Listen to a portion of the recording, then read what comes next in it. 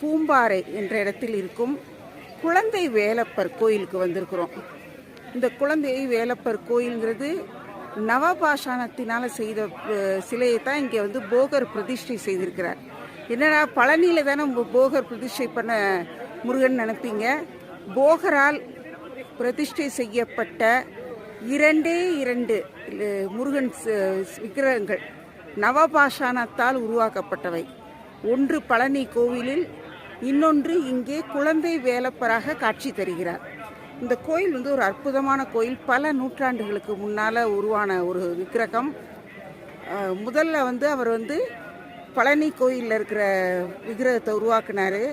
அதை தண்டத்தால் அங்கே பிரதிஷ்டை செய்ததால் தண்டபாணி இங்கே திரும்பவும் அங்கே பிரதிஷ்டை பண்ணி இங்கே அருகில் இருக்கிற குகையில் பல வருடங்கள் தவம் செய்து மீண்டும்